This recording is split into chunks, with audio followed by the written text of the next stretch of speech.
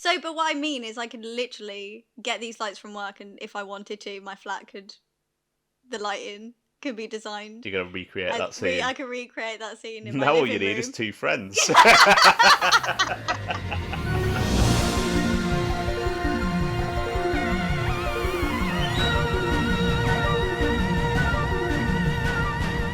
Hello, and welcome to the Says Who podcast with Kat and Tip. How are you doing? I'm doing grand. On this very lovely day. It's beautiful. It's you know what? I was coming in, soaking up some Mr. Ring-a-ding. Yeah, I was going to say some ring-a-ding rays. Some Lux vibes. We're recording on Easter Sunday. What a ring-a-ding day. What a ring-a-ding day. It's gorgeous. Yeah. So, naturally, we've decided to stay inside and talk about Doctor Who. Yeah. How's your week been?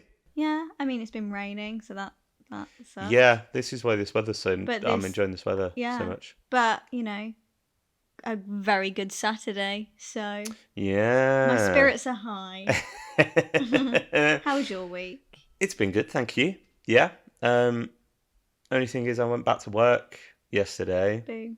Which meant I couldn't watch... Oh, yeah, that was a bit awful, Who, wasn't it? And had you been like, have you watched it yet? Have you watched it yet? Nope, still doing my 12-hour shift. Yeah, so. I forgot you were working, so I was like, so have you watched it yet? And I just kept texting him in capital letters, don't go on Twitter. Yeah, I had to really avoid Twitter. But yeah, and then I got in, sat in front of the telly with an Easter egg. Nice. And watched Doctor Who. Yeah, which was great. I was like, please tell me when you've watched it. Please tell me when you finished it. This... I was so ready. This has been... You've been waiting for this, haven't you? Yes. It's been building. Yeah. Well, I guess we should just get straight into it. Yes. I don't think we've got any news, have we? I have no news, no. I don't mean your personal life. I mean Doctor Who related. Come on, keep on topic. Yeah, sorry. I was like, I have nothing going on. No, I don't think we've got any Doctor Who news either. No? No. Just some more rumours and scuttlebutt. Okay. Oh, interesting. Okay, well, we'll get on to that. I'm sure we can get into that. Shall we get stuck in? Yeah, because I know what I think. I don't know what you think, so I want to know what you think. Mm-hmm. What did you think? I didn't like it. Oh!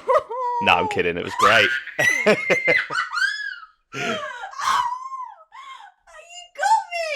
I cannot wait to edit that. But literally just before recording, I said to Kat, the most time-consuming thing of editing this pod is having to lower the gain when she laughs, screams, or gets really excited. And she's just screamed directly down the mic. So you got me. Apologies, headphones users. That was your fault. How could you trick me like that? Because he is unpredictable. I never know what way he's going to swing. You never know. I'm zigging and zagging. So you don't know where I'm going to go. You really don't. So honestly, him being like, actually, I didn't like it, that I believed it. Yeah. He looked me directly in the eyes. Wow. Okay. Don't trust me, kids. No. I thought it was great. Yeah, good. I really, really liked it. Thank God. That is peak. The most fun I've had with Doctor Who in so long. Peak, yeah. Yeah, really, really enjoyed it. Thank God. I was going to ask, what did you think? Thought it was all right, yeah? Yeah, it was, it was episode Doctor Who, I guess. It was fine, I guess. Fine, good. How many times you watched it? 8. 8? 8 times. And it's been out for just over 24 hours. Oh, I love it. I love it. I did... he had to instantly press record because I started talking about it already. Yeah. This is my favourite Doctor Who episode. Out of the whole modern run, this is my favourite Doctor Who episode. Now that is high praise. Oh, I love it. I really love it. I have 3 nitpicks, and one of them isn't even to do with the show, it's to do with Unleashed. I have a nitpick for this episode that is about the spin-off behind the scenes show. Yeah. Okay. And I don't even think the second one is even really that related. Okay. I love it. I think it's great, and I have so many good things to say about it. For me, there were some holes in it, some minor things that I'd like to tweak or tighten up a little bit. But she's given me such a scowl from across the room. But the good in it massively just overshone and makes them pretty irrelevant to me. Can you tell us the holes? But I don't want to get straight into being like, this is all the things I didn't like. No, okay. I want to talk about some of the good stuff because that is 95% of it. Okay. Like, I'm talking minor little nitpicks. Okay. And I know that those nitpicks are probably more on me and my personal taste. Well, this is why I'm interested, because I might, from my notes, I might have things that will combat yours. I want to change your mind. Okay. To be fair, you changed my mind on... That's what I mean, last week. Yeah. How about the two hearts situation? I'm open to a little conversation, little debate. I wish I was as open as you were. Yeah, I can't wait for when there's an episode that you're like, this was absolute tosh. And I've got to be like, but what about this? Because you'll be like, no. No. Right. Stubborn. Short episode that week. It'll save me some editing. No, to be fair, it's easier for me to talk about stuff I don't like than what I do like. Like, writing notes for this, because I just loved it, I was like, come on, you've got to really... Because you've actually got to be critical. I've got to be critical now. Come on. You've got to at least have an hour's worth to talk about. Not just, I really liked it, and start singing Mr. Ring-a-Ding. You can't do that for an hour. I mean, we could, and that would be your ideal podcast episode, really, wouldn't it? Probably, yeah. That's all I've been singing for the past 2 years. We'll do a Patreon exclusive. We'll start a Patreon. I will dress like Mr. Ring-a-Ding. That is a cosplay waiting to happen. Do you know how bad I want to dress as Sunshine Sally? I am half surprised I didn't get here and you answered the door to me with blue face paint on. Like... a pig snout. A little pig snout. My little bow tie I've got. Yeah. I'm sure I could probably throw a Mr. Ring... with all my cosplay and costume stuff I've got. I reckon you could do that. I could probably. Yeah. But I'm not going to, because I would want to Sunshine Sally. Let us know on Twitter if you would like to see Kat cosplay Mr. Ring-a-Ding. Yeah. And we'll get that sorted. Great. Well, we need to have some sort of percentage. Let's say if we can get this episode to 500 views on YouTube, you'll do the cosplay. Yeah? Deal? Yeah, sure. Sweet. Why not? All right. You know what to do. Shall we get into it? Yeah. I'm completely going to let you take the lead on this one because I feel like this is your baby. This is your favourite episode of New Who. Ever. I love it. I think it's just great. So, we land in Miami in 1952. Yes. And the Doctor and Belinda discover that there is a chained up cinema and that 15 people have gone missing. Ooh. Spooky. So we go Scooby-Dooing and we break in, find out what's going on, and it's courtesy of that little menace, Mr. Ring-a-Ding, and shenanigans ensue. I love his little shenanigans. He's the king of shenanigans, that guy. He's a cracker. Little King Ring-a-Ding. He is. Give me some thoughts. Where do I start? Because I mostly have thoughts on production more than story, because the story's just great. Yeah. Oh, okay. Yeah. I thought you were going to say because the story's nothing to talk about. Oh, there's plenty to talk about. I was going to say, yeah. But I would agree that the production side of it is the standout for me. Well, this is the thing. The reason why I love the episode so much, like, if we're thinking from a critical and production standpoint, there's like so many different lanes that just really excites me. I think different elements of the production. Yeah, well, just like in the sense of like, I think it was really well written and produced, in the sense of like, I know that when Russell was talking about it, he was like, we finally have the budget to do this. Like, I can't believe, like, I've never done it before. And it's like, oh, well, it's because of the money. But it's even better than that, because obviously this is a very expensive episode to make. Mm-hmm. And even though he has the budget, it is exactly what that is, a budget. So even though he has this money, he still has to use it appropriately. Yeah. And I feel like he does that perfectly whilst still making the episode extremely exciting. Mm-hmm. Like, if it was, I feel like if it was just a fully animated episode and it was just one note, that just wouldn't hit. The fact that we've got so many different genres that we pick out from Mm-hmm. makes it dynamic. It means that he can focus different bits of the budget on different areas. Because I think that's both a strength and a weakness. A lot of the time, he's very producer brained. You can see him sort of writing and going, we need a chase sequence here, and we've not had a monster this series, and so we need to make sure that's happening. And then, we won't be able to afford that, so I'll write around that, and like all of that sort of stuff. How would you say that's a weakness, though?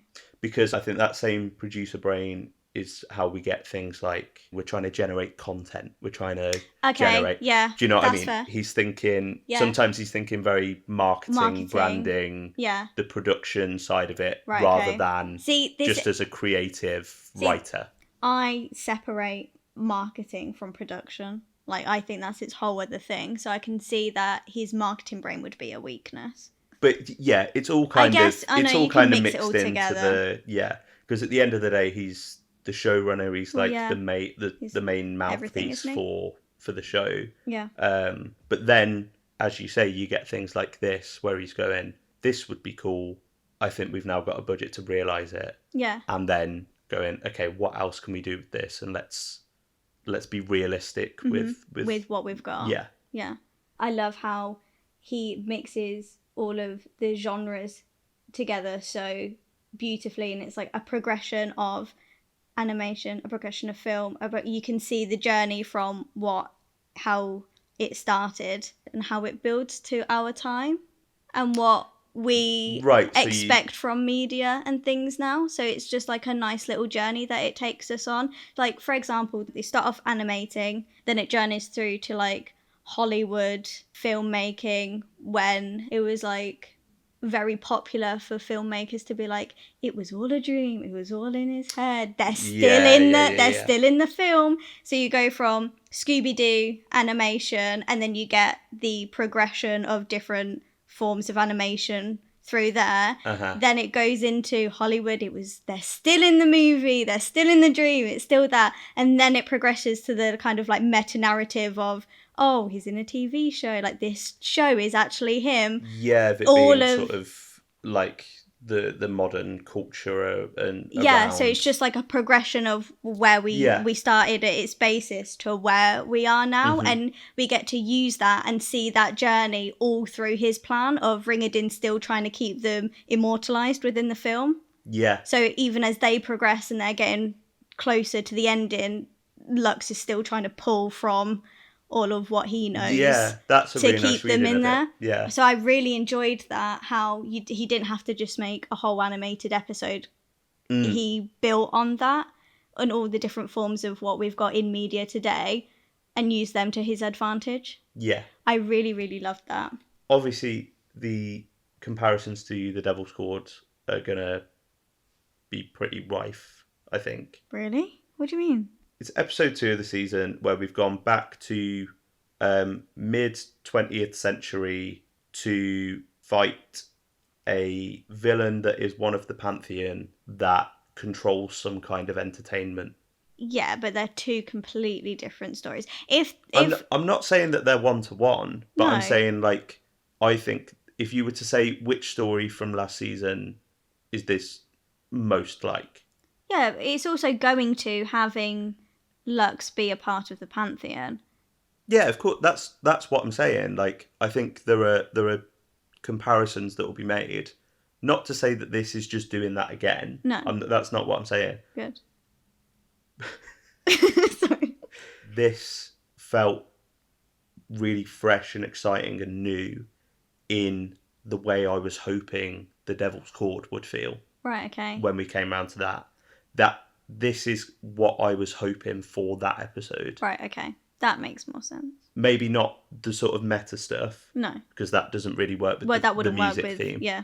But that kind of reality bending and having fun with it and really kind of properly realizing the material that you've got, Mm-hmm. and playing in that sandbox, Yeah. which I think this does. There are a few things I wish they'd kind of gone further into. Go on. We'll get to it. We'll get to it when we talk about Ring a Ding. Okay. In fact, let's talk about Ring a Ding. Okay. I don't have much to say critically on Mr. Ring-a-Ding Because you are in love with him. because I love him.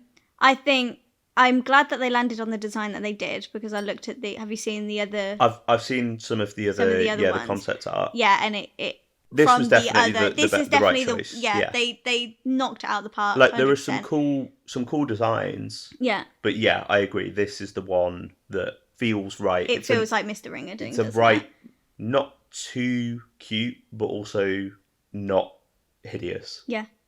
Until the end. Until he is hideous. But there's, yeah. I think that whole thing of just making him this weird little. I love guy. I love how he's animated. I love all of. And this is my little choreography brain coming out and directed brain. I love how flimsy he is. Yeah. Like he's so like suspended and animated and floppy and Yeah. like what you'd consider a cartoon to be. Because it's that like rubber hose. Yeah. Absolutely. Style, that kind of Cuphead. Yeah. Like Betty Boop. Well, I was gonna. Sunshine Sally is just. She's just Betty Boop. Betty Boop, yeah. and I love Betty Boop. Yeah, and I think his characterization is brilliant. I mean, Alan is just brilliant. Alan Cumming. Fantastic. You should. Incredible. I wish in this episode. I wish you'd seen Unleashed because they show him doing his voices and things like that. Oh, in the booth. Because what they did was, they filmed Alan in the booth and then used his facial expressions and certain like inflections and things that he'd do with his face and voice and things like that, and then animated Ring-a-Ding to do it. Right. So like when you see that and then you watch the episode again, you can see so much coming through. Yeah. And it is so lovely to see because that adds another layer of grounding it into reality because it's into so on the money. Yeah. It's so real because they're like using some of his facial expressions and things like that. So it just works so perfectly. Yeah, I love him. He is incredible. Like I think if I was trying to think of the last time we had a villain this good. Good, yeah. And I loved Maestro and I loved the Toy Maker. I think he might be better than both of those. Yeah, absolutely, hands down. Like, 100%. For me. Yeah. I genuinely think he might be the best villain we've had, definitely since Capaldi. Yeah. There's something about just how fun he is. It's such a Doctor Who idea to be like cartoon that comes to life and is a little bastard. Yeah. But you also kind of feel sorry for him. Yeah. And he kind of plays. Does he actually know what he's doing? Or does he, like I genuinely wasn't sure for a bit of it if it was going to be he can't help himself or he kind of has to feed on it and he's accidentally trapped these people, and he just wants to be a real man and and all of that. And then that little like the little switch where he's like, "Don't make me laugh." This is my favourite thing about a Doctor Who character / villain though, and it's just so simple at its core. They just have one thing that they want, that they desire, their one motive, and that is one of my favourite bits about Mr. Ring-a-Ding is his obsession. His like core need of this light. When they animate him and he's so obsessive and he's so drawn, like especially when the moment he sees the regeneration energy and he's like, you believe that this little guy needs this light. Like he is like, this is in his blood, it's in his bones, it's his core. Like there's just madness behind those little animated eyes. Like when he turns around, what does he say? And what do you think that could be, or something like this? And they stay. His pupils are going like whatever the opposite of cross-eyed is. I love it. That makes me laugh so much. It's such a creepy little. I love it. Yeah, when he starts going through the stages art of form animation, and he changes, starts yeah. being 3D Yeah. and the sort of more photorealistic style. Mm-hmm. Hideous. Absolutely. It's beautifully Like it is terrifying. It's disgusting. horrific. Because I think that's the thing. Like when you see these little cute, the sort of Fleischer animation style, or the Hanna-Barbera, and even Disney, Yeah. within that world and that art style, they look really cute and Yeah. a little bit quirky and kooky and Yeah.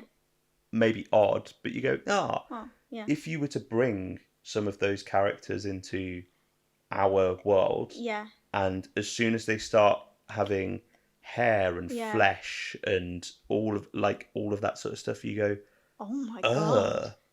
that is disgusting. That was one of my favourite moments when he was like, oh, the detail. Yeah. Oh! I was like, I love you. You're becoming this most horrific, beautifully designed thing. I love It's you. so good.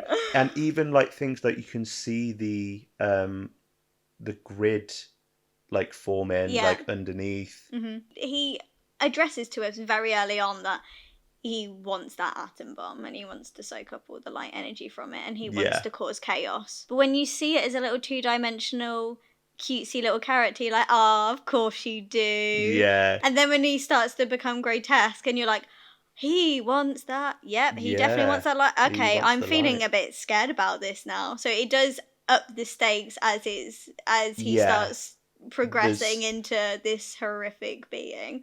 There's a real sort of menace to the silliness of him Yeah. as well. Yeah. And there's something really sinister about, I want to do all of these nefarious things, but it is all a game to me. And I'm enjoying it. Yeah, and yeah, I'm really enjoying this. exactly, like genuine joy. And yeah, I'm having a great old time and doing it's it. fun. Yeah. Like I'm having the best time. best time. Mm-hmm. And I think that comes across with Ring-a-Ding. Yeah, 100%. But having him as an animated character, yeah, allows you to turn the dial up to 11. Yeah. With that kind of idea. Yeah. Because he can physically do things that a human performer can't. Yeah. Like, Neil Patrick Harris and Jinx Monsoon are giving 110% in those performances and going way and over their the characterization is brilliant. Yeah, but I think with Alan Cumming being able to do it just through voice, Oh yeah, turns that way up. Uh-huh. And it's so fun to watch. Yeah, like, it was refreshing. It was a really organic and fresh episode. Like, I love the little gag of him climbing up the stairs. Oh, and then being like, jeez. Oh, what does he say? I wish I didn't learn perspective.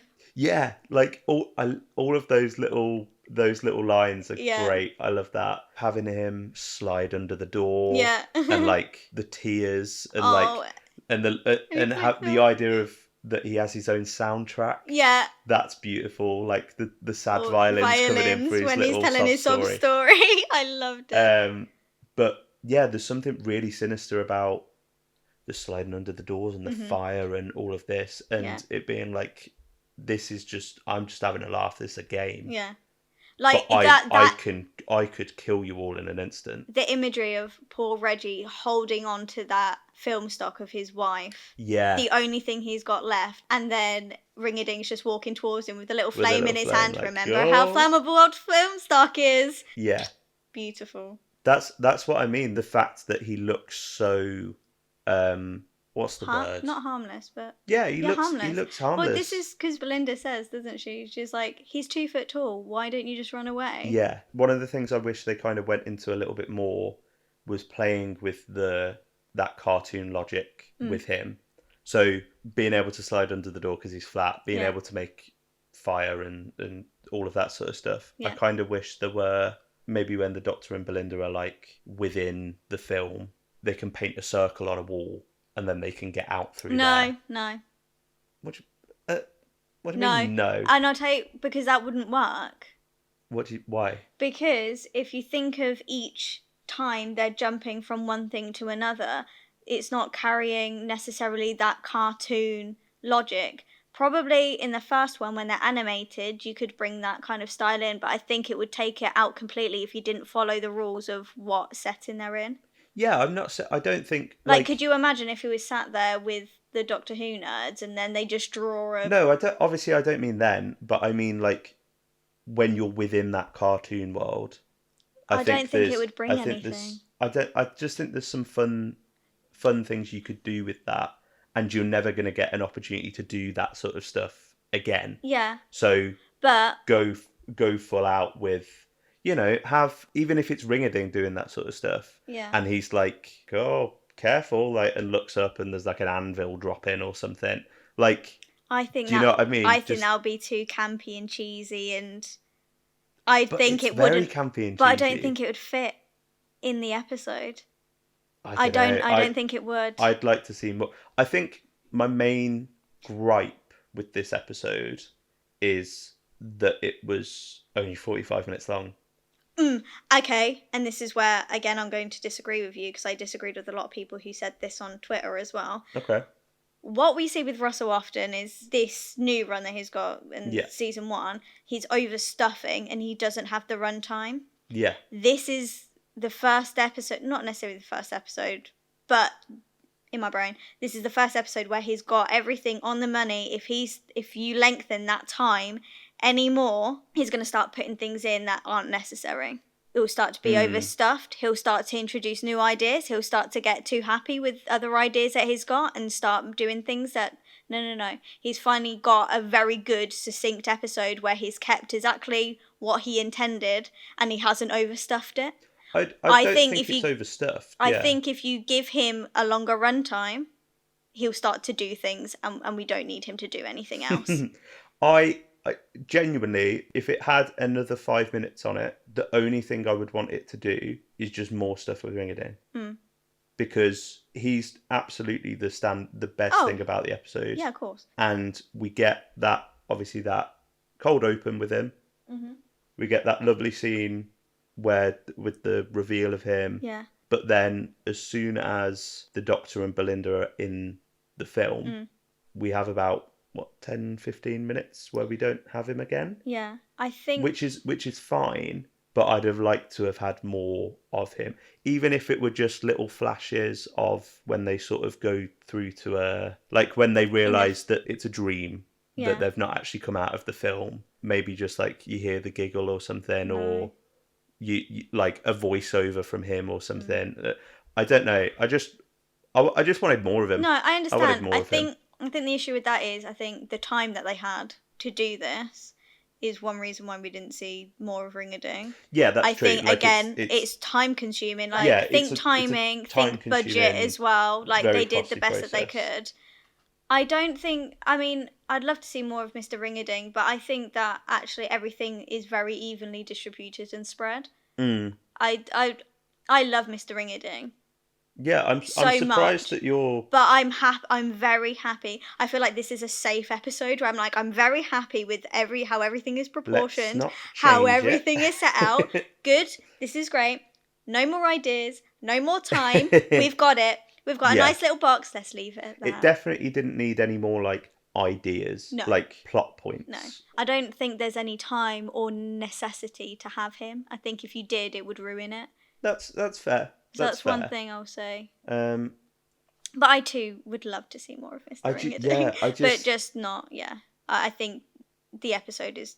Yeah, like sound. What we get of him is great. Yeah. And I completely agree with what you're saying there with where you'd be able to fit him in, and obviously time, money, are all factors.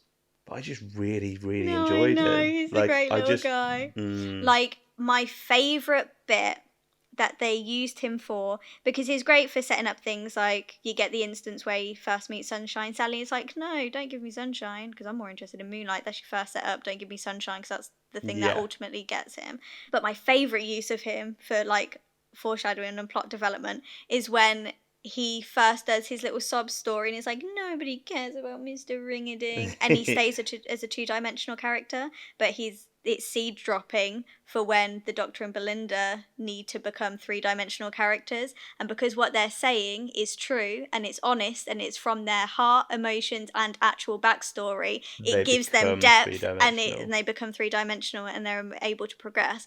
But because he's saying it as a And it's not two-dimensional sincere. thing, it's not sincere. It's not real. You get that what's it called, Oh, like the record scratch. the record yeah. scratch, because the Doctor sees through it. He doesn't have that 'Cause it's any a- yeah, 'cause realism it's or a play. meaning. I love that. I thought that was such a Uh-huh. good little mirror. I was like, yes, it's so organically seeded throughout everything he Yeah. does, which is completely what he's meant to do as an animated character. So I was just like, Uh-huh. yes, I And there's loved so it. many of those little seeds for obviously a lot of the meta stuff is foreshadowed and there's little references in there, and Yeah, even just stuff like the Scooby-Doo thing. yeah. I know they used it in the trailers and stuff, but what a great line that is, the whole like, you're Scooby-Doo. You're Scooby-Doo, Honey, I'm I'm Velma. Velma. So good. Yeah. And then they turn into the Hanna-Barbera cartoons when they get animated, Yeah. rather than the rubber hose style that Ring-a-Ding is. Yeah. And then going through different styles of animation and all of that. Yeah, I love that. But do you know what? Now we're talking about that. Do you want to know what my one nitpick is? And this is my one nitpick. That's the actual episode and nothing outside of it. Go on. My only nitpick, and I've argued with myself about this also. Of course you have. I'm in two minds. So the only thing I have a nitpick with and think about is when they are saying things that they're Yeah, like their emotional truth. Let's say, yeah, let's call it emotional truth. Belinda says her emotional truth, pop, perfect. The Doctor says his first emotional truth, pop, perfect, right? Belinda says her second one, perfect. They cop out on the Doctor's second emotional truth, because I feel like the dialogue is so repetitive and they could have gone deeper, way deeper, because all he really says is, I'm so scared because I don't think I'm going to be able to get you home, and that's actually really terrifying, and I'm actually really scared. And bang, they're both normal now. I think that you could have used that second one to really deep down into something else. Could be related to Belinda, could not be related, could be to do something with Time Lords, could be something that he hasn't forgiven himself over the flux or a timeless child thing, because that's what all we spoke about, like him being a foundling in the whole season one. Like, I feel like you could pick one more really deep thing for then Belinda to go, oh, this is another new thing that I'm learning that is actually giving him more depth from her perspective, and let us into what the Doctor's feeling as well. I feel like the second one was a bit of a cop-out. However, the argument I then had with myself is me going, okay, well, maybe this is a reflection on his character. We see him cry in every episode. We know he's very emotional, but maybe he's able to be physically and visibly emotional, but actually he's not very good at comprehending and being able to articulate and express his actual emotions. Maybe this is deep for him and this is as far as he can go. Yeah. That's my only, for the whole, I think that's pretty good for the whole episode, that's that my only thing. But that's just my really one nitpick that I think, because the first one is like, actually, Belinda, I haven't been honest with you. I'm the last of my Time Lords. Everyone else is whatever. What's the second one? Oh, I'm really scared because I don't think I'm going to be able to get you home. Yeah, we know that, because we've seen that. That's fine. But I do agree it's not as big a revelation as, Yeah. But I quite liked it because, following on from our conversation last week about how 15 is very sort of keeping up this appearance of the showmanship, the I'm really cool and charismatic and you love me and I'll save the day, and almost a little bit of a, not a god complex, but well, as much as the Doctor has a god complex, so for me it was the mask coming off, and him being like, I'm trying to impress this girl and win her round and show her that I'm ace, and going, I'm not really in control here. I don't really know what's going on with this, and I'm scared about what that means. I haven't really let on to the fact that this This is scaring me. this could be cataclysmic. Yeah. Because because I think he says something about, I'm scared about what that means for your planet. Yeah. Or something like that. I might not be able to fix help it. you. Yeah. And I've been kind of promising and almost needing your Trust and your trust and your affirmation and Yeah. your and all of this. Okay. Yeah. And then going, I'm at my depth, Mhm. and I'm really sorry because this might be really bad. Yeah. And I've not told you that yet Yeah. because I want you to like me. Yeah. Yeah. Okay. You know what? That's how I read it Remember at the beginning? when I said I couldn't convince you. Yeah. He's only gone and bloody done it, boys. Boys. He's only bloody gone and done it, boys. You know what? I think I like that.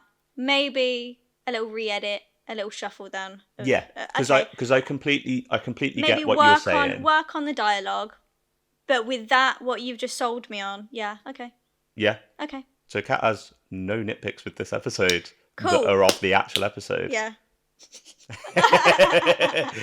cool. Nice. Yeah. So I really liked that. The whole thing of like, oh, we're getting depth. Yeah. And then them going through like the different stages of animation, and I thought the design of the animation, all the different styles that they did, it was gorgeous. Yeah. Like, No, I agree. And the thing that I really, really love about Ring-a-Ding's design is how it's not racist.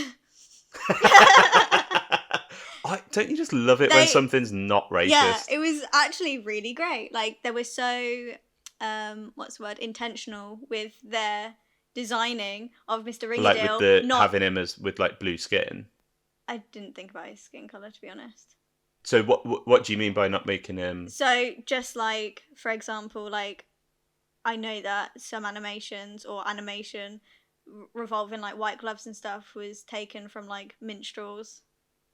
Like that, right, like, okay, so that yeah, thing. of course. So like he doesn't fall into any racist tropes that previous cartoons were designed out of.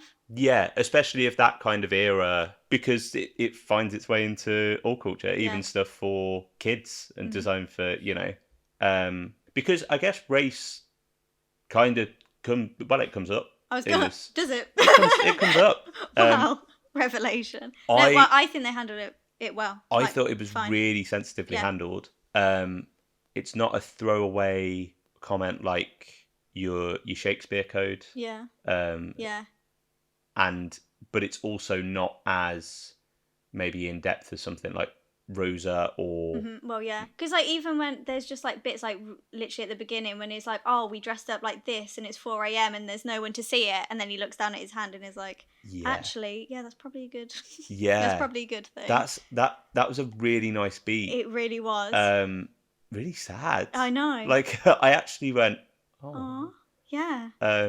And that's not me, a white man, being like, oh, I feel sorry for the black man. But like, you almost saw him go, oh yeah, we've been through this. Yeah. Little flashback to Dot and Bubble. Like, do you know what I mean? Yeah. But no, there's something really interesting there with Belinda not quite understanding.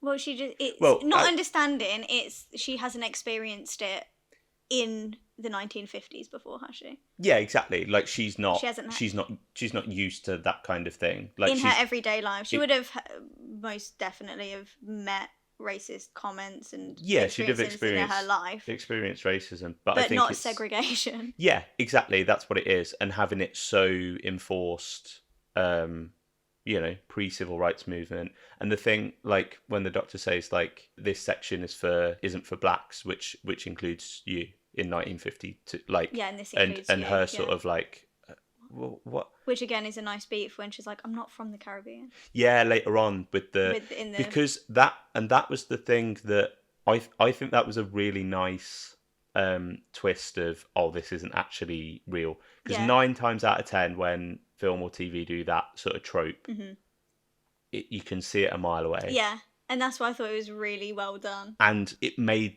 sense, I thought, to go, oh, so this woman's suspicious and it's come back round, and 50s attitudes, they see 2 people of colour knocking about, there's a crime that's happened. Yeah. He's the first guilty. person you're going to pin on. But yeah, I thought it was really, really subtle and nuanced. Yeah, and even like I loved the bit when they thought that Reggie wasn't speaking to them because they know that it's a segregated space and they're not supposed to be in the theatre. But it's Yeah. actually just because he was carrying for his life. Like, no, please don't hurt them. Please don't hurt them. Of Lux, Yeah. he wasn't responding because he knew what was coming. Yeah. Like, And I think there's like within the characters there's different levels of not tolerance, but how much they actually believe in that. So like when they're in the diner, obviously the woman of Tommy the Lee's mum, yeah. Tommy Lee's mum, come I'll talk to speak me. to anyone Like I'll about speak to my son, anyone. And I think part of that is her grief and wanting to speak to anyone. But the fact that she doesn't care, and Yeah. that really Logan. lovely moment where she holds Oh, Sheety's hand, yeah, having just had a conversation about race, yeah, even though that moment isn't about that, yeah. that felt It's like still a nice that felt like a connection, really isn't it? nice, Yeah. really nice image, quite powerful. Mhm. But then you've got the young lad that works at the Logan. diner. He's like, But nobody's watching. there's nobody watching, and he's Can't see what harm it's gonna do. exactly, Yeah. and he's not. He quite happily talks to the Doctor and Belinda, calls him Sir, and Yeah. it's all the It's same sort respectful of and yeah, as if he was speaking to anybody else. exactly. Yeah. And there's no real sign of any kind of like Racist values or anything in there. exactly, but also the fact that he probably wouldn't be doing that if it weren't 4 a.m. And it was 1 p.m. in the afternoon. and there were people around, Yeah. and He had to stick to his rules or else he's gonna get fired if exactly. Yeah. Yeah, I thought that was a really nice little detail, because to be kind of complicit in it, even though you don't actually harbour those views, to be like, well, this is just kind of how it is. Yeah. So you can, but only because there's nobody else that's going to see it. Yeah. Yeah, I think there's a nice nuance and subtlety there, I thought. Yeah. I think the general consensus has been that it was handled Yeah. really well and sensitively, which is nice. Yeah, I think it's because it's not anything that's as like direct and blatant as the ending of Dot and Bubble, or well, all of Dot and Bubble. Oh, yeah. But I really liked Belinda kind of challenging the Doctor when he's like, "Yeah, I'm sorry, but we don't have time for this." Yeah.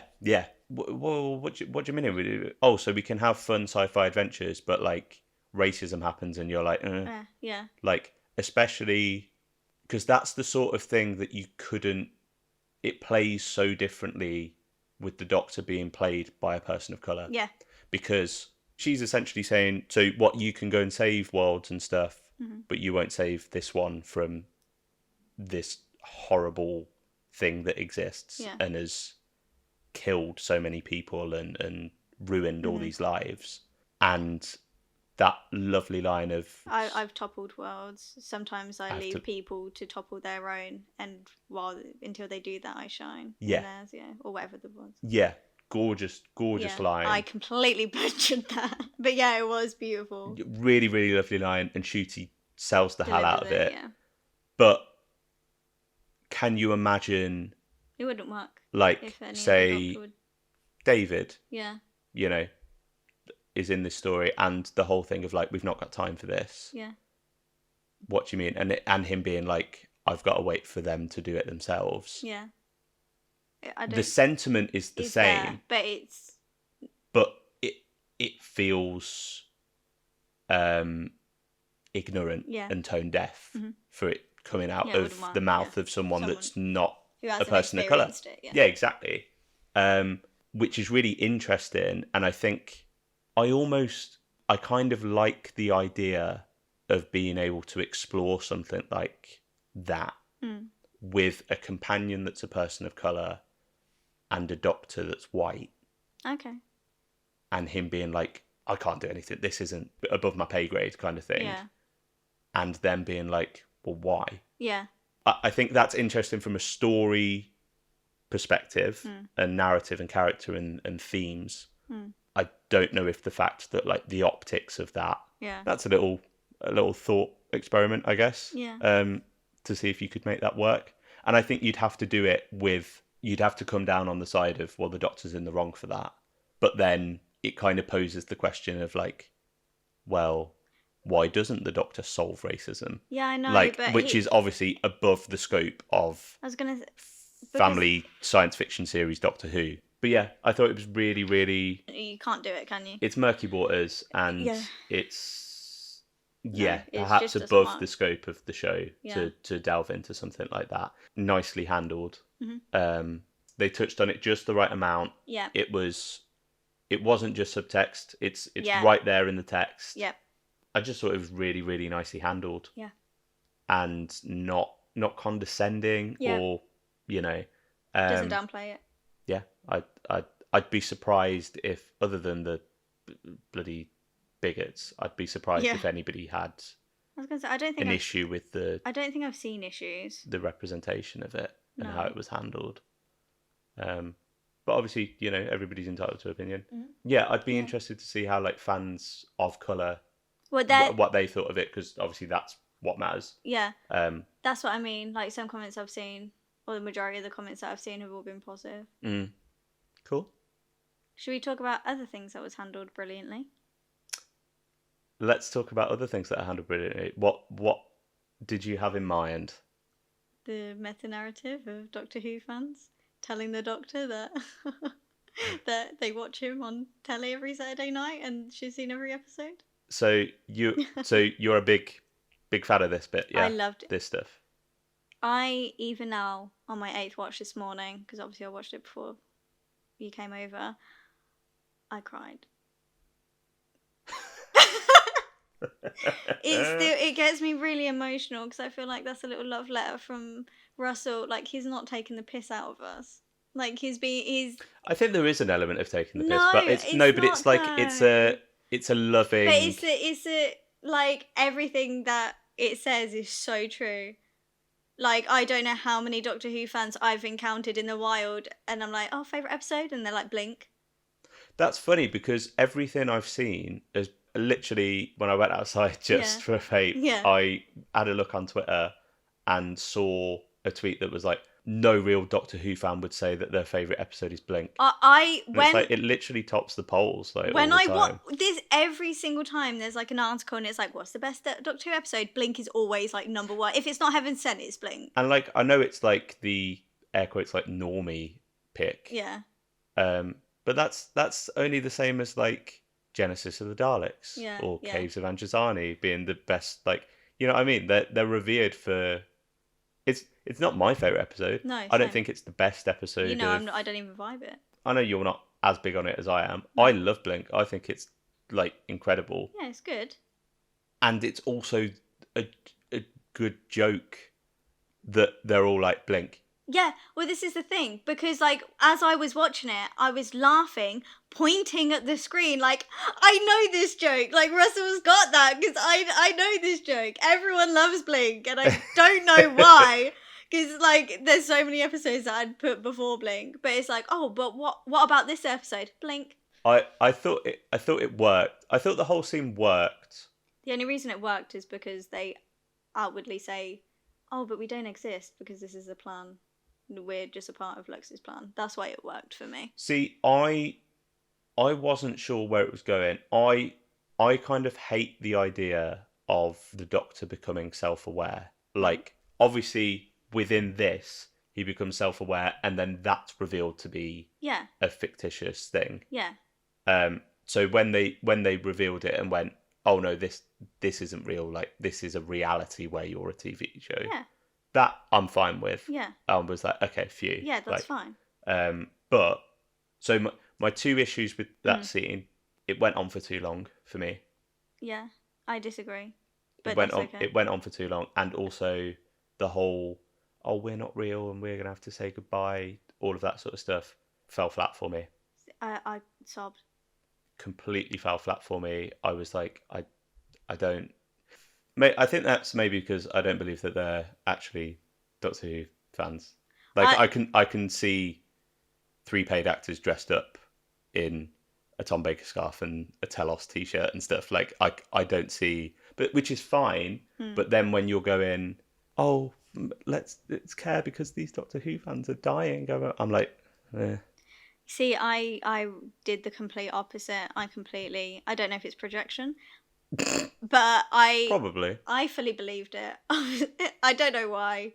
I did though. And I was like, you guys are me and I would definitely do this and I definitely have watched Doctor Who in Doctor Who merch / I'm wearing my Doctor Who shirt today. Mm-hmm. I've watched it in cosplay before. And also, do you want to know a really fun fact? So basically that whole set, I ID'd all the lighting for it because I sell those lights. Right. So everything is from Dunelm Value Lights. Right. So that was just really fun to see. I was like, oh my... Sorry, that was the fun fact. Yeah. I thought that was set up. No. So as it pans round right at the beginning, there's a ceiling light. It's called a Weaver, and I literally sold 2 last weekend. I was like, oh my god. I can confirm you are absolutely these characters. Yeah. So, but what I mean is I could literally get these lights from work, and if I wanted to, my flat the lighting could be designed. You're going to recreate that scene. I could recreate that scene in my now all living you need room. is 2 friends.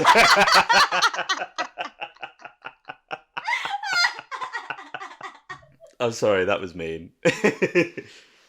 Oh, my abs hurt. So I'm gonna start talking about the scene. I believed it. Yeah. I believed in the characters. I could relate to the things that they were talking about. All the Blink stuff, I found it funny. But I thought the scene worked. Yeah. I know some people hated it. Yeah.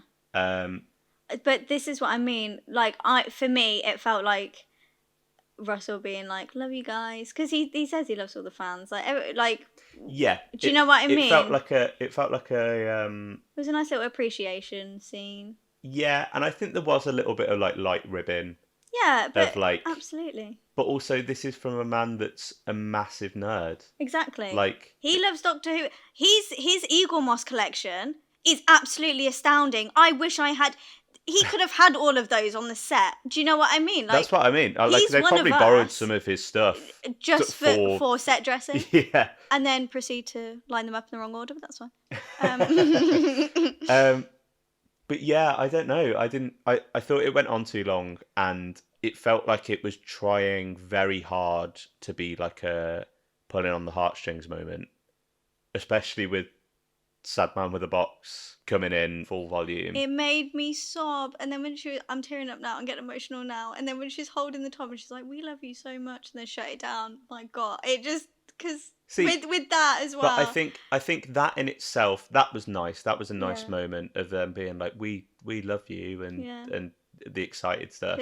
What I didn't like was the whole, "Oh, well, when you go, we don't exist anymore," and da-da-da. Yeah. I don't think we need that. I think you could have done something. Have them come through. Have them. Oh my God, you're here.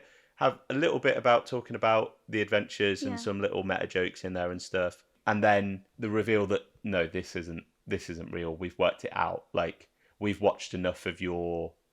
Yeah, we've watched. I liked that. Yeah. The kind of like cyclical. We've watched enough of your adventures to know how this works. Yeah, we know how this works. We've become self-aware. Mm-hmm. But the thing is, and then having a little thing of go and stop him, and I also liked all of the more cyclical thing of like, well, you know how to do it because it's been pointed out, and like I liked all and that. they're playing with because it's a very sort of Doctor Who sort of bootstrap paradox, but through a meta lens, which is quite cool.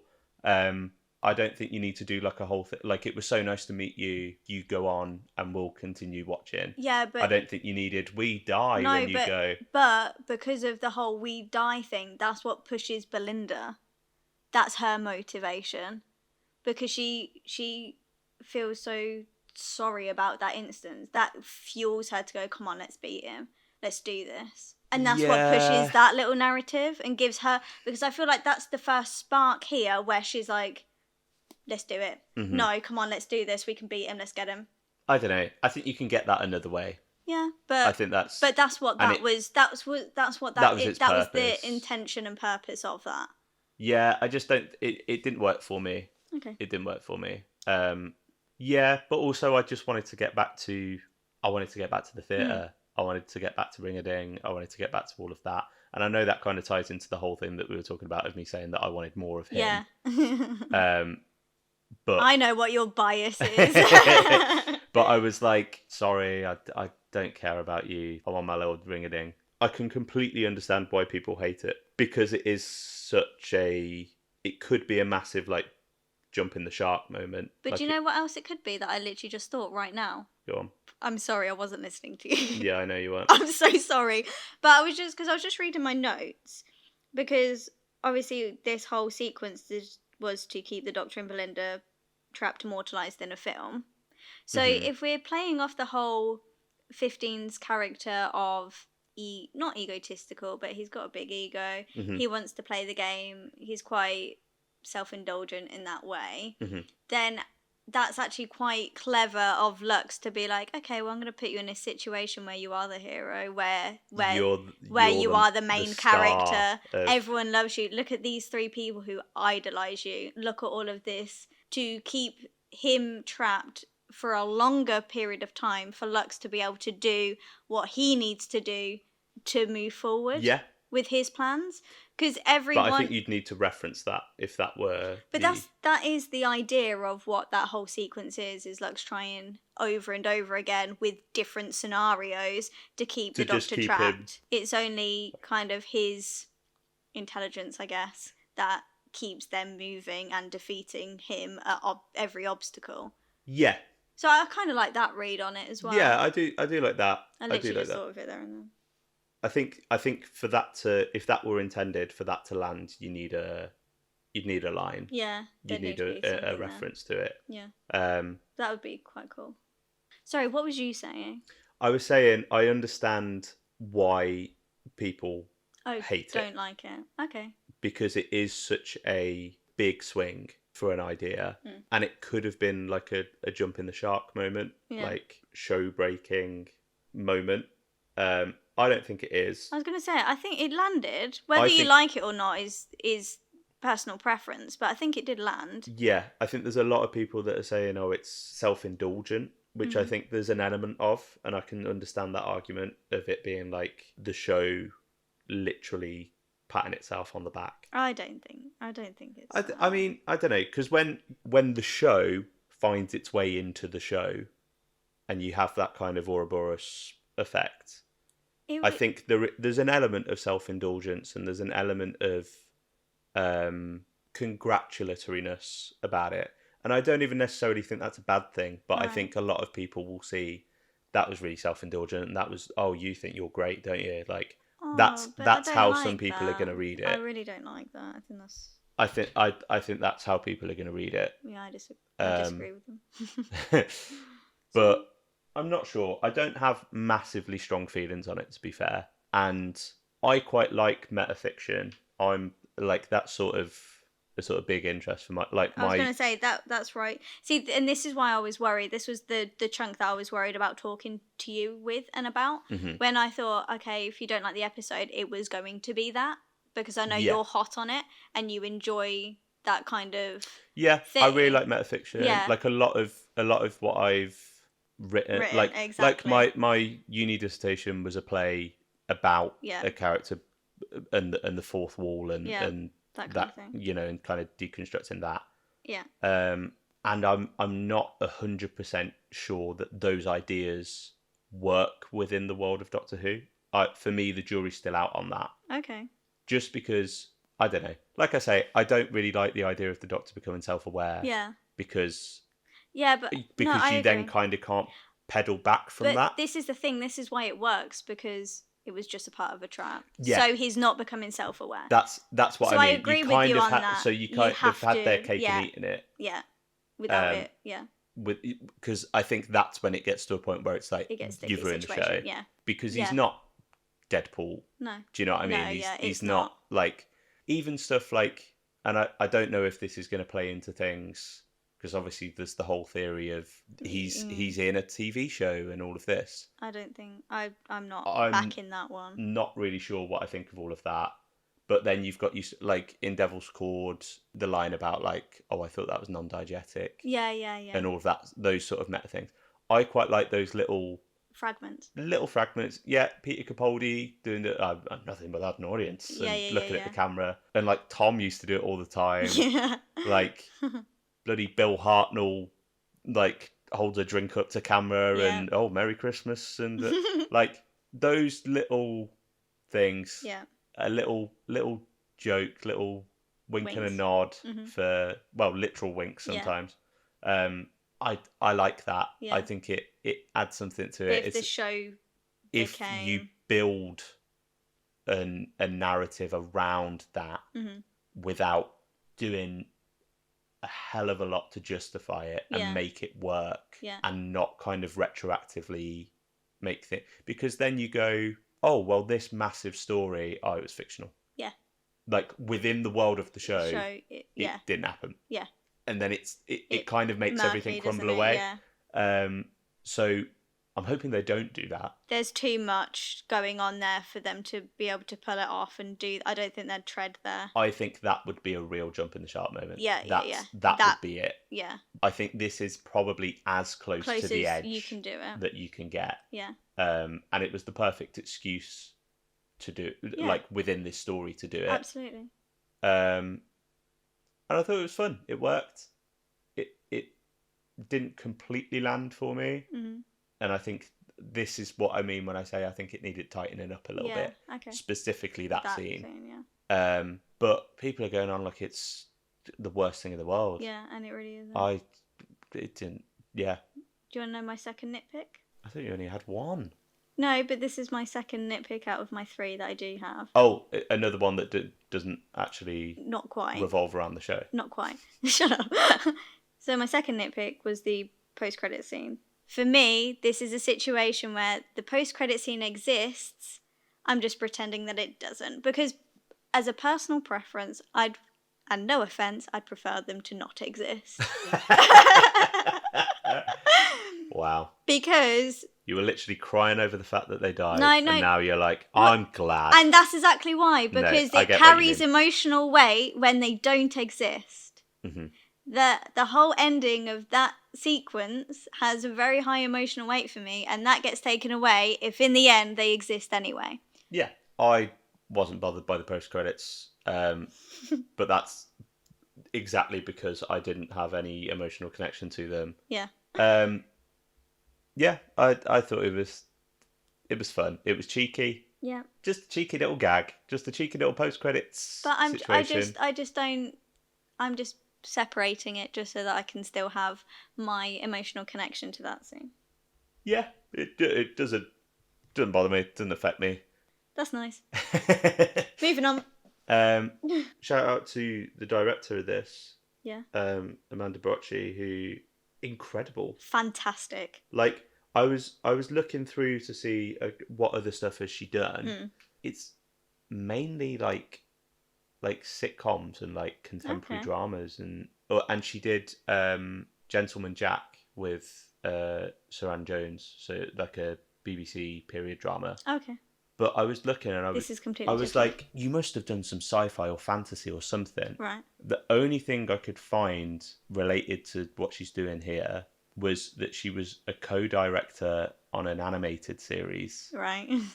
And I was like, okay, that tracks. That makes sense, yeah. But also trying to integrate that into live action stuff. Sci-fi. Yeah, and then doing sci-fi fantasy stuff. On top, yeah. And doing like a kind of Roger Rabbit sort of hybrid thing. Yeah, incredible. Really, really, like, I know we were talking last week about Peter Hall. I thought that his direction was great. Yeah. This just all the way through looks gorgeous and had so many like standout visual moments. Yeah, absolutely. Maybe the best directed episode since The Giggle. Okay, yeah. Yeah, I can, that tracks. Yeah, absolutely. Yeah, I'll get on that. I tell a lie, I really love the direction of 73 Yards and Dot and Bubble. Yeah. Dylan Holmes Williams. Mm-hmm. That was so. Yeah, like to be fair, the direction for this whole era has been great. Hot, yeah. Like really, really good. Mm-hmm. Just got a strong direction. It's just been great. Yeah. But this I thought was really because there are so many challenges that must be involved. Yeah.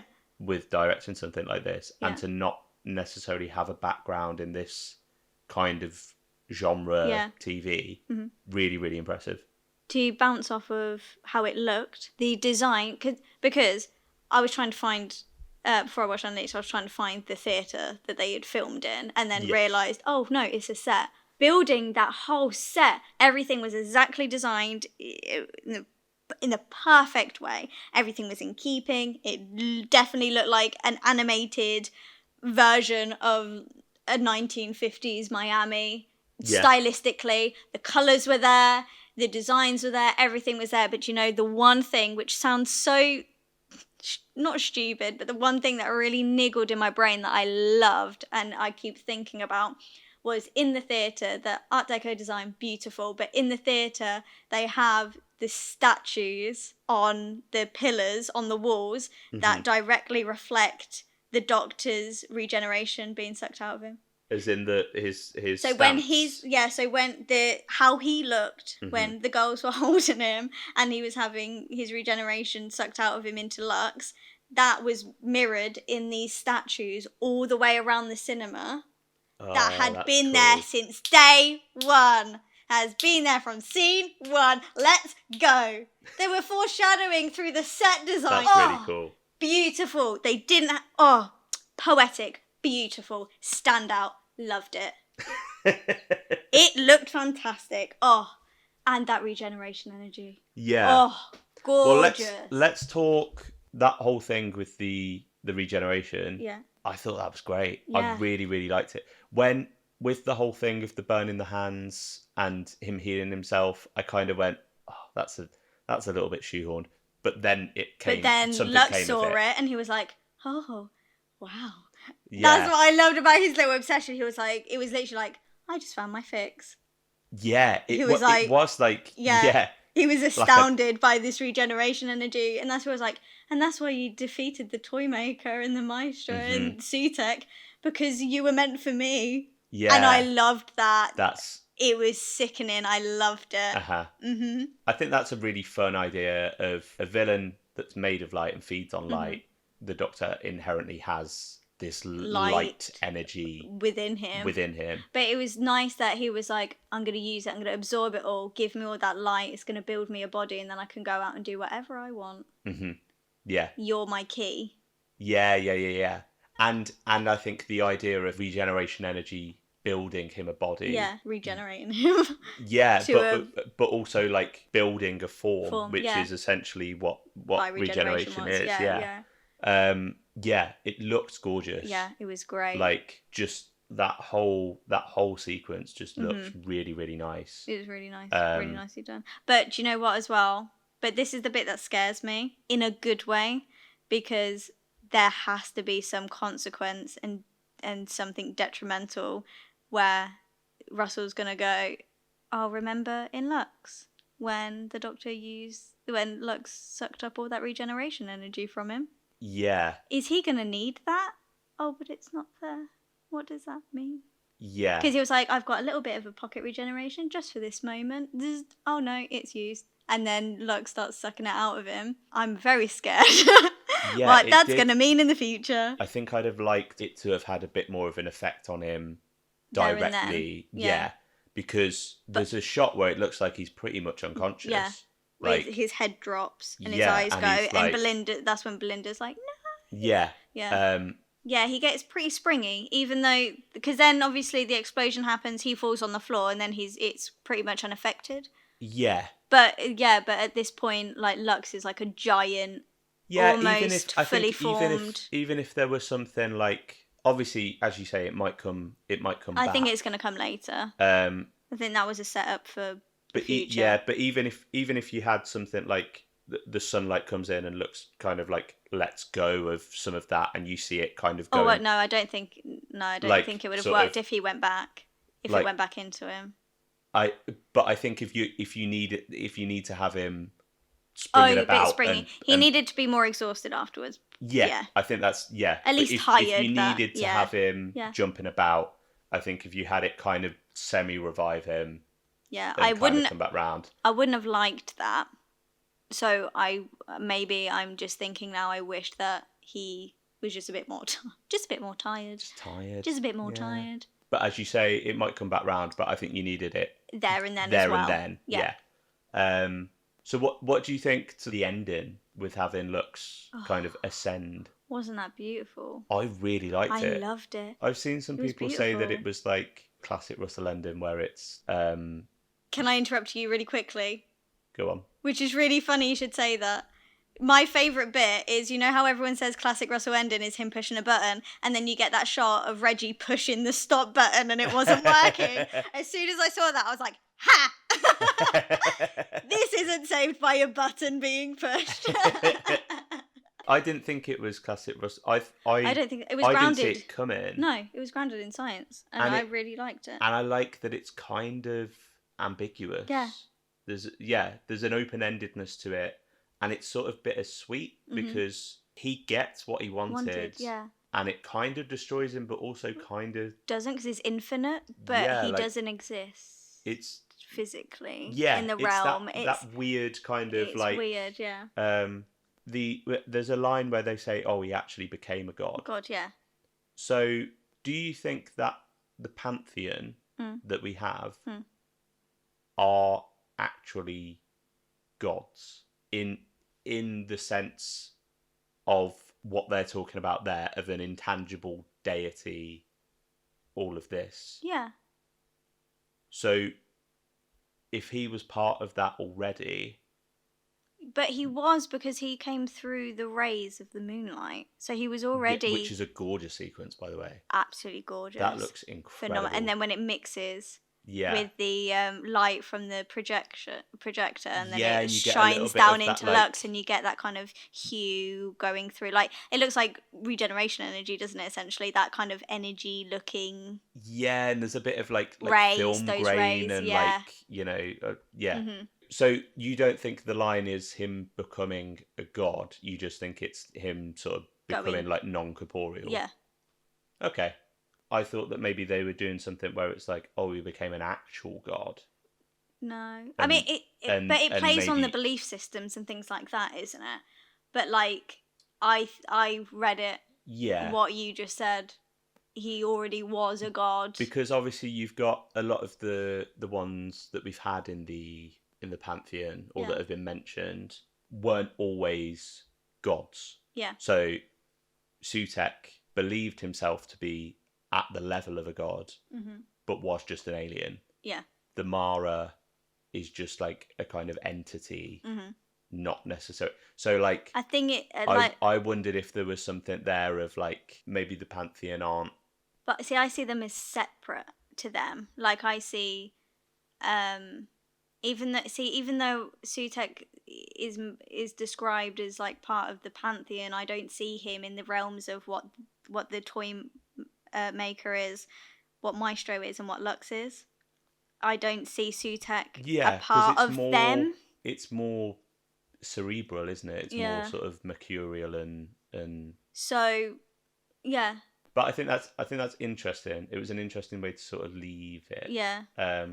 That's a really nice moment as well. The Reggie playing it, and he's like, I've got to finish it. And he's got like that. I thought that was a really nice idea, that he's kind of still bound to those and again it's that whole thing of that Russell keeps reinforcing of these gods have to play by their rules. They're honor bound to answer these questions and do these things. Yeah, exactly. I think it's a really nice way of not being like they can do anything because they're gods. No, they still have rules, and they still have systems they've got to abide by. They can do pretty much anything within this realm, and also there are specific things that they can't do, or that they have to do or have to behave like. Or absolutely, yeah, because it kind of makes it a little bit more little bit less nebulous. Mm-hmm. Yeah, it's interesting. I'm interested to see how it plays out as well. Same. Yeah. I want to see where they're going with it. They're going to continue the pantheon and have the Rani and Omega together in the finale. And where does Mrs. Flood fall into? Well, that's a point. We didn't touch on this last week. We didn't touch on our bet. Okay. So I still think she's the Rani. Are you still thinking the Rani? Yeah. I don't know. I just don't see the Raniness. No. No. I mean, sticking to my guns. that's fine because I want to win the bet, and so that's fine. I'm waiting for your ranking of this episode. I would give this episode a 9 out of 10. Woo! Yeah. I give it a 10. This is my shock. Yeah, this is my 10 out of 10. Yeah, I thought it was a 9. Yeah. I really enjoyed it. Genuinely, I think there's just a couple of things in there that I think didn't quite land for me. Maybe needed tightening up in a couple of areas, but a lot of that's nitpicks. Yeah. Like, I really, really enjoyed it. It's the most fun I've had with the show in years. A long time, yeah. Yeah. So, shall we have a look on Twitter and see what some people are saying about the episode? You put a post out asking what people thought. Yeah. Got a tweet here from William. He says, I loved this episode. Mr. Ring-a-Ding was fantastic, and surprisingly, the scene with the fans was well done. I really didn't think it would work. I hadn't been too excited for season 2 after season 1, but these past 2 episodes have been so good, I think this season could be one of the best. Yeah. I agree. I agree, yeah. If it continues to grow as it is, then I think it's going to be a very, very strong season. Yeah, I'm feeling a lot more confident. A lot more hopeful for, like last week was a good start, I thought, solid. This week, bang on the money. Really, really good. We got another one here from Tyler. He says, I thought it was really solid, but didn't love it like everyone else. I like the idea of the fan scene, but they didn't feel realistic at all. Exactly what you said. Yep. It felt kind of hollow, but trying to be emotional. Yeah. I also don't get when gods are following the rules was established. To be fair, the rules were established in the giggle with the toy maker. Yeah. So that's when that started, wasn't it? And then kind of followed through. Yeah, it kind of stuck to that. Yeah. Currently a 6 out of 10, Tyler says. That's probably the lowest ranking I've actually seen. I think that's harsh. I was going to say. But solid criticism. Yeah. Fraser says, what a lovely adventure for Belinda and the Doctor, further establishing their friendship with the scene in the TARDIS, which I thought was really, really nice. It was nice to have a scene in the TARDIS with them just chatting. Yeah. Yeah? Yeah. We didn't get any of that in season 1. And that's what everyone wanted more of. That was like the main critique, or not the main critique, but one of the main critiques of season 1. Exactly. Yeah. Mr. Ring-a-Ding was truly creepy, and the use of a sad man with a box was beautiful. Yeah. What a season we've had so far. I know. Yeah, absolutely, Fraser. Thank you. Anthony Bird says, if I had a penny for every time RTD has produced a Hooniverse episode where creepy things come to life from old celluloid, I'd have 2 pennies, which isn't a lot, but the fact that it's happened twice is worth pointing out. Yeah, very true. Very true. And lastly, Alexander has said, I loved Lux, the villain. The story was well worth the anticipation, and since our last conversation, that scene's grown on me. It just took some getting used to for me, that's all. Right, so their only niggle was that scene. They didn't know how they felt about it. Right. It was still weighing up the options of, this is very different. It's not like Doctor Who, which it's not. It's very experimental and out there, going through the meta-narrative kind of thing. So they weren't 100% sure about it, but apparently after a couple more watches, it's grown on them, which is nice. Nice. Yeah. Well, thank you very much all for those. If you want to get in touch for next week, let us know what you think of the well. Yeah. Kat will be putting a tweet out. And Kat, where can they find you? They can find me on Twitter or X, whichever. I'm still old school. It's Twitter. Yeah. At simplykatie_XO. Yep. Where can they find you? I'll tell you where you can find me. Thank you very much for asking. Yeah. You can find me at Sudden Biscuit on Twitter, and I'm also Sudden Biscuit on the YouTube channel. We've also got an email. Oh. We've got an email address. Do we? Yeah. Amazing. We're proper official. Wow. So yeah, if you want to be old fashioned and send us some electronic mail, you can do so at thesayswhopod@gmail.com. Love that. And it will be in the description and all of that. Cool. But yeah, let us know your thoughts on Lux. let us know what you thought of the pod. Yeah. I have a feeling this one's going to be a little bit of a longer episode. Whoops. So apologies / you're welcome. I was going to say, I'm not apologising. And we will be back Next week for The The Well. See you then. See you later. Bye. Bye.